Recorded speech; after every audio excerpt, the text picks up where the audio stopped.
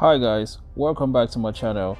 If you are joining me for the very first time, I do videos about international students, travel opportunities and immigration, and I would like for you to subscribe to my channel, like, share, and turn on the notification bell so each time I post a video you'll be among the very first people to see them. Guys, in this video we're going to be looking at more questions on the National Visa Center, and these frequently asked questions are it's what's trending right now, since we've been having backlogs for almost 2 years now.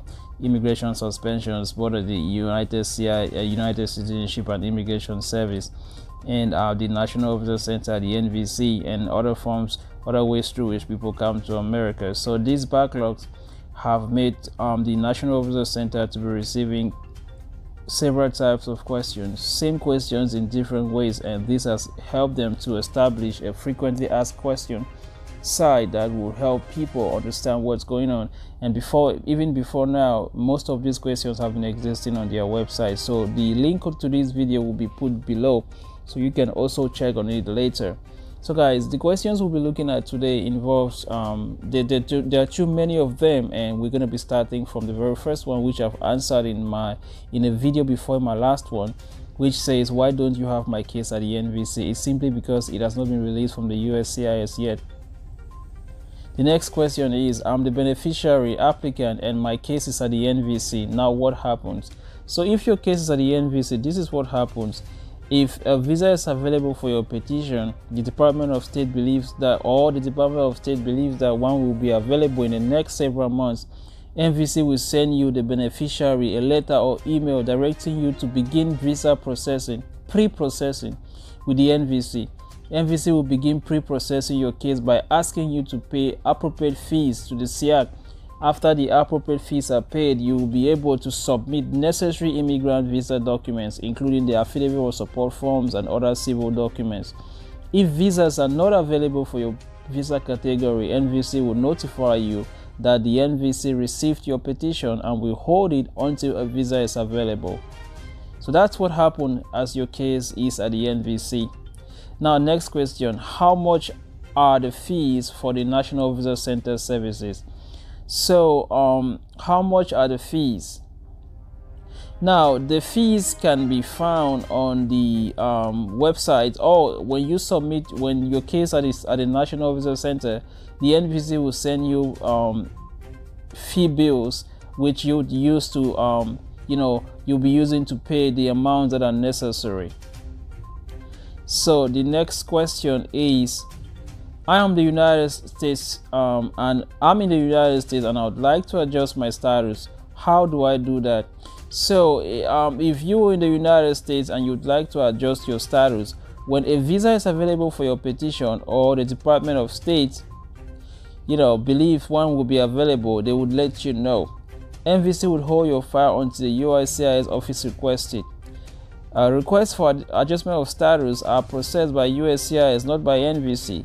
You should contact the USCIS office nearest you for adjustment of status information. So guys, what you're trying to say is that if you're in the United States and you're trying to adjust your status, it is done by the USCIS and not the NVC.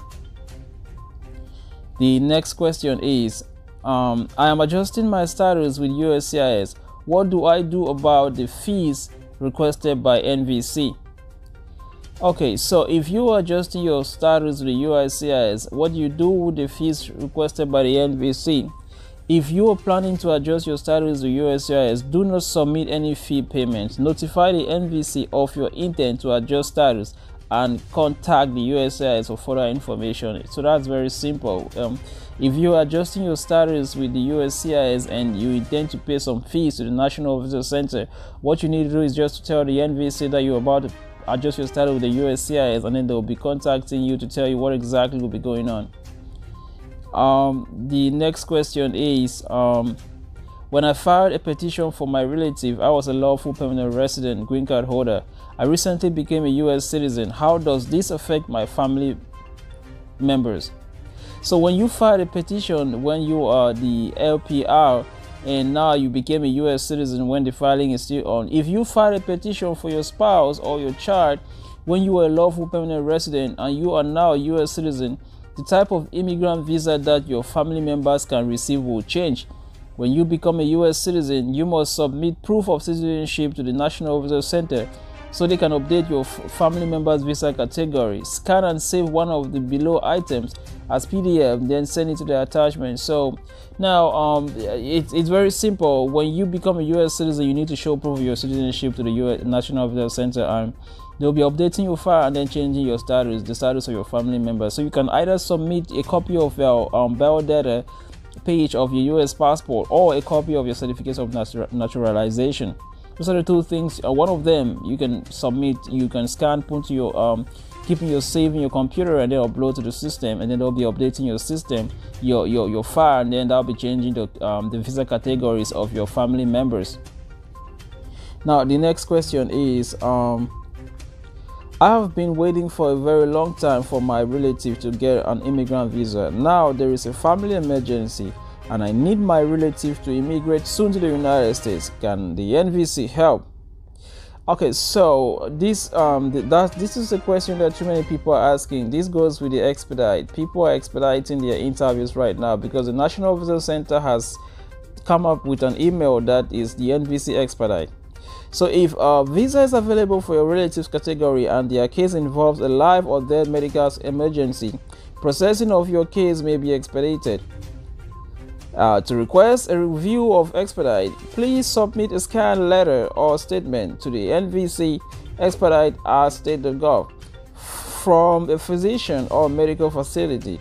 The letter must include the physician's or medical facility's contact information and declare a life or death medical emergency exists. Please make sure you include your case or receipt number on the subject line along at least one of the following: petitioner's name and date of birth, beneficiary's name and date of birth, invoice number. If a visa is not available, unfortunately, there is nothing that the NVC can do to expedite the petition. Immigrant visa processing is governed by the Immigration and National Act of 1952 as amended, which controls the availability of visas. There is no provision within the law that would allow the Department of State to issue a visa to someone for whom a visa is unavailable. Next question.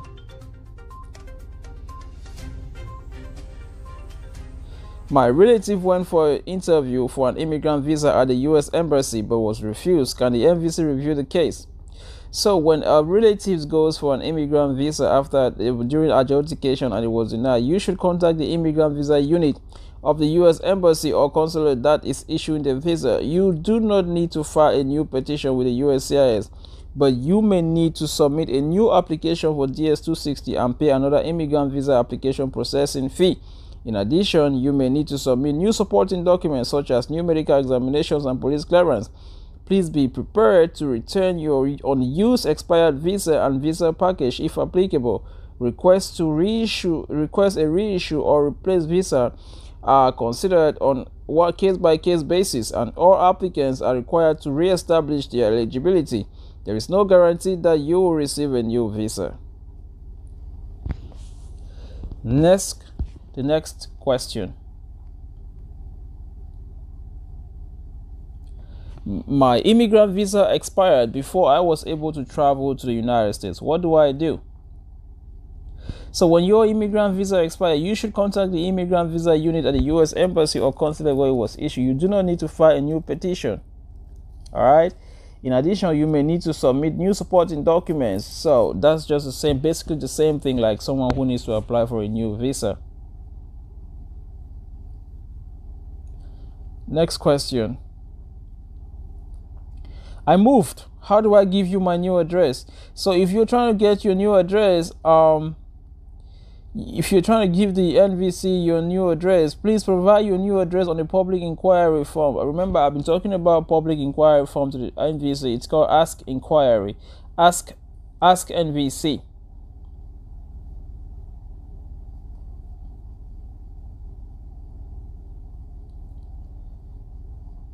What do I need to do to remove an attorney from my case? So if you try to remove an attorney from your case, you still have to use the Ask NVC inquiry form. It's online.